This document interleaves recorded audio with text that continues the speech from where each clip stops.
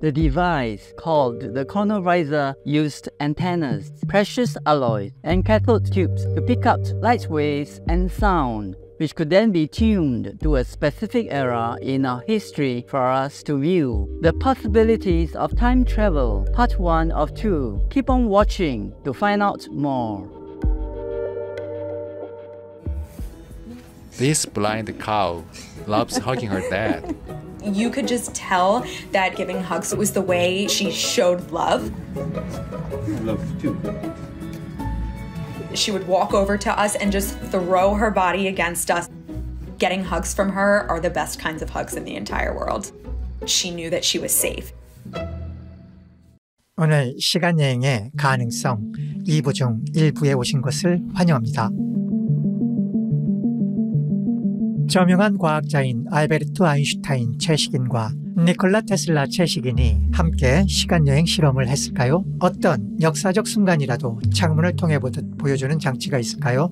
우리는 이번 시리즈의 일부에서 이 질문들을 포함한 내용을 다루면서 시간여행의 과거, 현재, 미래를 탐구하려 합니다.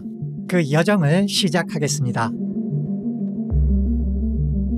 간단히 정의하자면 시간여행은 과거나 미래로 시간을 여행하는 것입니다. 이 개념에 대한 논의는 기원전 9세기의 문헌에서도 보여집니다. 힌두교 서사시인 마하바라타에서 라이바타라고도 알려진 가코두미 왕은 범천을 만나러 천국에 갔습니다. 그는 지구로 돌아왔을 때 자신이 수백 년 후에 미래로 왔음을 알게 됩니다. There's a story of a king called Ravayata, and he is taken into space to see the gods. And when he returns to the earth, he finds that many ages have gone by, and it's been hundreds of years. And this is the kind of thing that would happen to space travelers and in time travel as well. You think you're gone for only a few days, but when you return to Earth, you find out that you've been gone for hundreds of years. 가까운 미래로의 시간여행은 쉽습니다. 사실 우리 모두는 지구의 시간여행자입니다. 우리 모두는 초당 1초의 속도로 시간을 이동합니다. 그러나 3000년으로 여행을 갔다가 돌아와서 이야기를 들려주려면 그보다 훨씬 더 빠르게 이동해야 할 것입니다.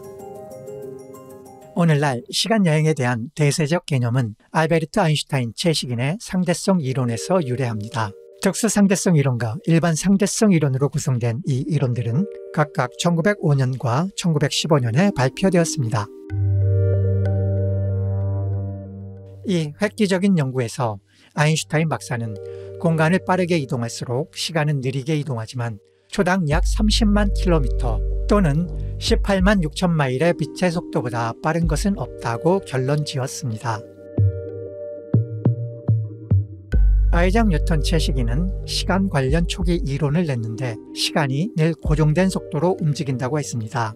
그러나 아인슈타인 박사는 이동하는 속도에 따라 시간이 늘어나고 줄어듦을 깨달은 것입니다. 이로써 아인슈타인 박사는 시간을 3차원인 공간에 통합해 4차원으로 고려해야 한다고 믿게 되었습니다. 그는 이 개념을 시공간이라 했습니다. 이 이론에 따르면 광속으로 움직일 수 있다면 시간이 본질적으로 멈추기 때문에 미래로의 시간여행이 가능하게 되는 것입니다. 하지만 우주를 이동하는 더 빠른 방법이 있다면 어떨까요? 아인슈타인 박사와 동료 물리학자 네이선 로젠도 이를 생각했습니다. 1935년에 이 두 사람은 시공간 구조를 휘어서 드넓은 우주의 지점들을 연결하는 다리 혹은 터널을 만들 수 있다는 가설인 아인슈타인 로젠 다리 이론을 발표했습니다. 오늘날 이는 일반적으로 웜홀이라고 합니다. 한 은하에서 다른 은하로 수백만 광년을 이동하는 대신 웜홀은 시공간을 통과하는 지름길을 만들어 이동시간을 몇 시간 또는 단 몇 분으로 단축합니다. 알베르트 아인슈타인 박사 최식인이 시간 및 공간 연결에 관한 획기적인 이론을 발표하기 직전 어느 수수께끼의 발명가는 시간여행의 가능성에 몰두했고 심지어 시간여행 기계를 개발했다고도 합니다. 그의 이름은 니콜라 테슬라 최식인이었습니다. 1895년 보고에 따르면 테슬라는 자기장이 시간과 공간을 바꿀 수 있다는 사실을 발견했습니다. 그해 3월 테슬라는 전자기 전화로 350만 볼트의 전기에 맞았습니다. 그때 그는 시공간이라는 창을 벗어나 과거, 현재, 미래를 동시에 볼 수 있었습니다. 다행히 그의 조수가 전원을 꺼서 그의 생명을 구할 수 있었습니다. 이러한 설명 외에 알베르트 아인슈타인 박사, 채식인이나 니콜라 테슬라 채식인이 시간여행 실험을 실행했다면 대중에게는 비밀로 했을 것입니다. 그러나 이 뛰어난 두 사람이 함께했던 프로젝트가 보고되었으며 여기에는 시간여행, 순간이동 및 투명화 기능이 포함되어 있다는 이야기가 있습니다. 그것은 필라델피아 실험이라 불렸습니다. Vegan, cause why be ordinary? 모험을 즐기는 시청자 여러분, 잠시 멈추고 건강한 비건 간식을 즐기겠습니다. 수프림 마스터 TV로 곧 다시 돌아오겠습니다.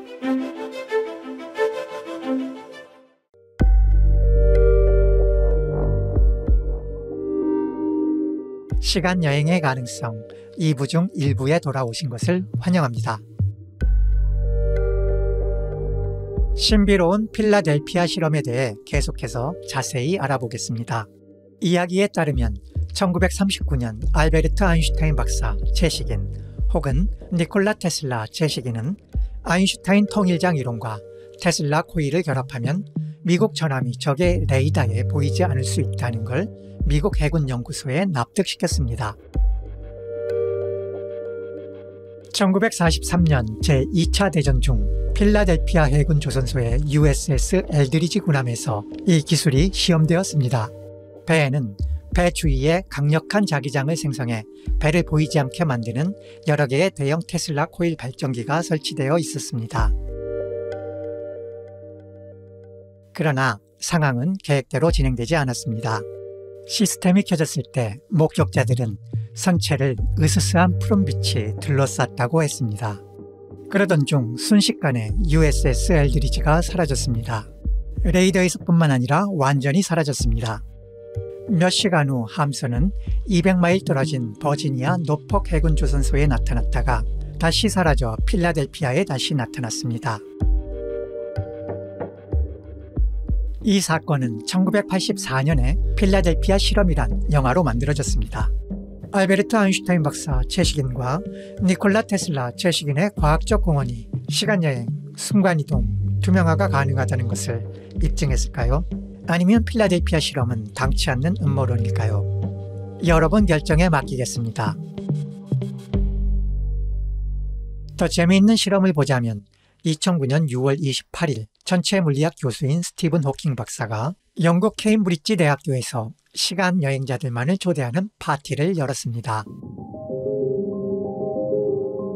호킹 박사는 초대장에 행사 날짜, 시간, GPS 위치를 적어 넣었습니다. 그러나 함정이 있었죠. 호킹 박사는 파티가 끝날 때까지 초대장을 보내지 않았습니다. I'm throwing a party. A welcome reception for future time travelers. But there's a twist. I'm not letting anyone know about it until after the party has happened.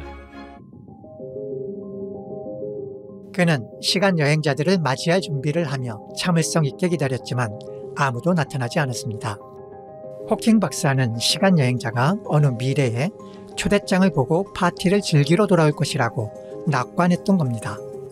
Maybe, one day, someone living in the future will find the information and use a wormhole time machine to come back to my party.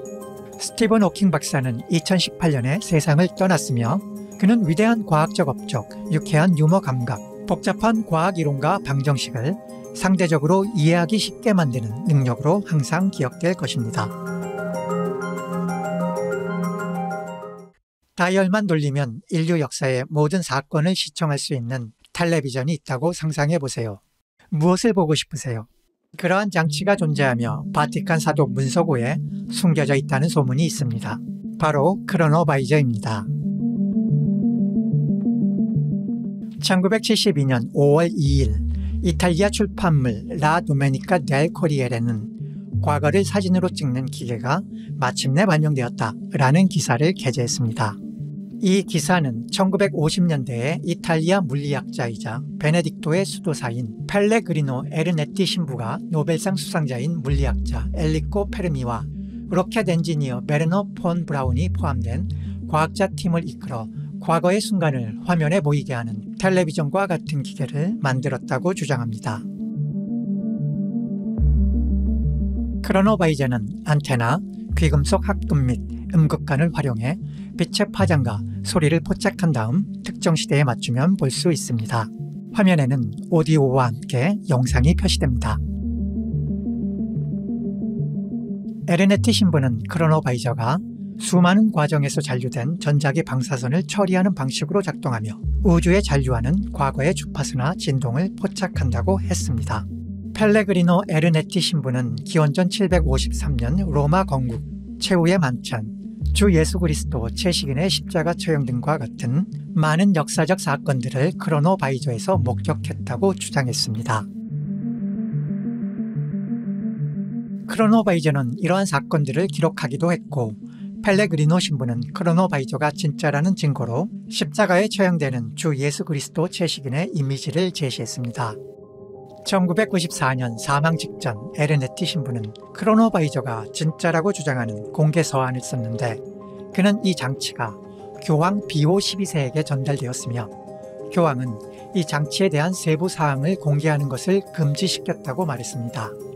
2002년 1960년대부터 에르네티 신부와 친구였던 프랑스와 브린 신부는 바티칸의 새로운 미스터리라는 책에서 크로노바이저에 관해 썼는데 그 장치는 실제로 존재했으며 둘이서 이에 대해 여러 번 논의했다고 주장했습니다.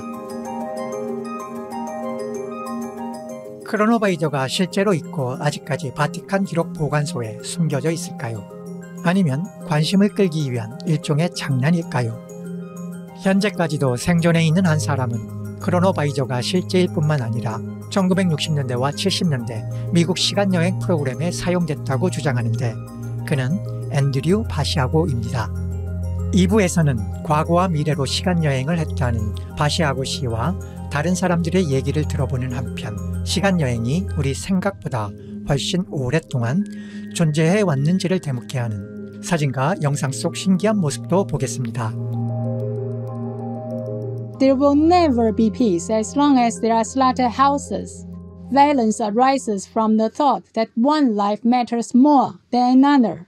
My dream is that someday people will wake up to this fact and stop teaching their babies the lie that we must kill others to be healthy, and the even worse lie that it's okay to do so. Then we will have peace. Dina Ferris Apple, vegan.